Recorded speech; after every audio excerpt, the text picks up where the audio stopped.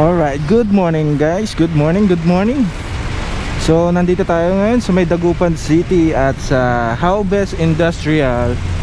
At tayo ay merong deliver sandali sa Rosales, Pangasinan. Kaya samahan nyo ako at tayo ay muling mamamasyal. Ewan ko kung naka-against the light tayo. Sana hindi naman, dahil natatakpan tayo ng malaking poste.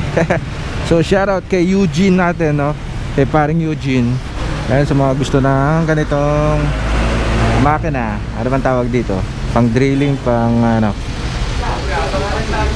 Ayan siya. Alright, so ito yung dadalhin natin sa Rosales. Chainsaw pala to eh. Ewan ko kung magkano to sa cash. Alright, shoutout na motovlogger na nandyan sa SSL88 Trading. Bago na palang pangalan niya. Shoutout sa iyo, Motovlog Fury. Alright, so nandito na tayo sa Calasiao guys. At tayo ay dediretso na ng Rosales, Pangasinan, kung saan malapit ang SM Rosales. Doon tayo pupunta pala. Nagkamali ako. Anyway, andito pala ako sa yan, sa aking hacienda. Yan, napakaluwang. Anyway, ito papakita ko guys. Papakita ko tong aking si Mayor. Sa kanya to gasoline chainsaw na aking dadalhin mamaya. So yan po yung kanyang, tignan nyo na lang kung anong tawag dyan. Yung guide. So tayo ay tutuloy. So tutuloy na tayo at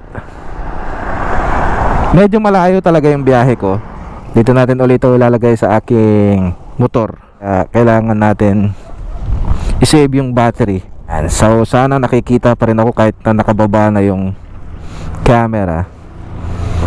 Maraming salamat ulit sa walang sawang pagsuporta guys. Ayan. Kung sino man yung mga nakapanood ng aking last upload tungkol sa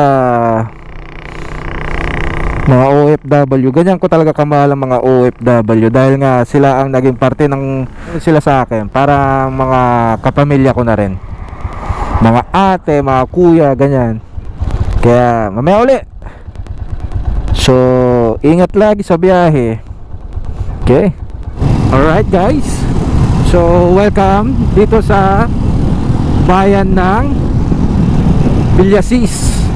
So malapit-lapit na po tayo sa Rosales, Pangasinan. So sa SM na lang daw kami magkikita para hindi ko na hahanapin ang kanyang lugar, dahil nga alam nyo naman na malaki ang lugar ng malaki ang bayan ng Rosales, kaya sa SM na lang kami magkikita. Alright, so mamaya uli.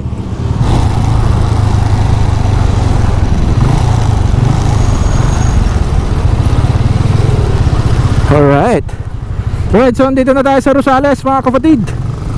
Medyo malapit na tayo sa SM. At problema ko, hindi pala ako nakapag-load. Baliw, paano ko makakontak yung kausap ko?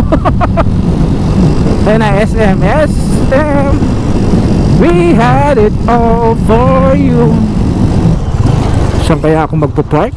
Doon na lang sa harap siguro ng puno.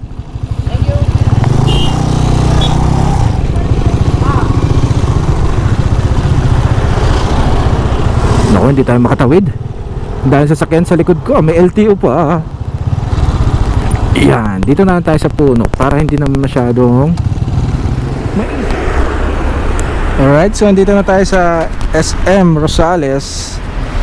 Yan siya guys, ang SM Rosales. So hinihintay na lang natin ang aking kausap, ng ating kadil dito sa ating di-deliver na chainsaw. So sabi naman niya is paparating na siya, kaya hintayin na lang natin ng ilang minuto. At pagkatapos na ito, meron na naman tayong panibagong deliver mamaya.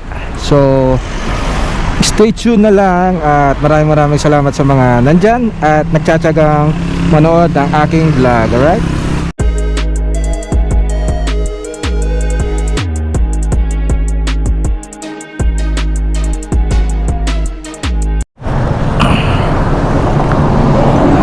Alright, so tapos na tayo dito sa SM Rosales at nagkita na kami ni Kuya. Although hindi ko na siya na video dahil nga mainit dito at walang masilungan. At nahiya din siya dahil alam nyo naman dito sa amin talagang ang mga taga-Pangasinan ata nahiyain. Alright, so wag naman sana mag against the light. So pauwi na tayo. Hindi ko alam kung makikita na naman ako or what. So maraming salamat sa inyo. At meron pa tayong biyahe uli mamaya sa Malasiki, pero kailangan kong bumalik ng Dagupan. At hindi ko alam kung meron akong kukunin na gamit. Although okay na rin naman sana na unahin ko na sana itong Malasiki dahil nga malapit na tayo dito malapit lang tayo dito sa Malasiki. Dahil pagkatapos na itong Rosales, ang susunod dito ay ang Villasis at Malasiki na tayo. Samahan nyo lang ako guys at maraming salamat. Let's go. Alright, so change plan muna pala. Meron tayong San Carlos muna, no? San Carlos tayo at babalik tayo ng Malasiki bago tayo umuwi ng Dagupan. So sigurado abutin tayo ng hapon. So time check ay 1 o'clock ng hapon. At meron tayong babalikan mamaya sa Malasiki, pero kailangan ko na munang unahin ang San Carlos para hindi na tayo balik-balik. Kasi kung uuwi pa ako ng Dagupan, panibagong aksaya ng gas na naman, di ba? Kaya habang nandito na tayo, isagad na natin lahat. Ang problema ko yung box ko wala, puro na lang tali. Sana wag naman mahulog, lalo yung mga orders na damit, sana wag mahulog. Alright, so kita-kits mamaya. Alright, medyo nawawala ako. Kaya try natin munang gamitin ng Waze. So shoutout sa'yo Peter, sa classmate ko nasa Pasay. Puntahan daw natin ang, so diretso lang tayo. Medyo malapit naman dahil nakikita ko na siya sa mismong mapa ng Waze. Yan. So 200 kilometers. Oh, tama ba? 1.8 kilometers. Kakaliwa daw? Sigurado ka sir? Kakaliwa ako? Pasaway ka, di ba one way to? Bakit ako kakaliwa? Pasaway to si Waze. Pinapakaliwa ako pero baka walang kumaliwa dahil nga one way dito. Right there, nandito na ako sa bayan mo. Yan, sa Quezon Boulevard. So kita-kits sa February 25. Hopefully makasama ako sa iyo, no? Dahil matagal-tagal na rin tayo hindi nagkita. Magmula 2018 ata yun.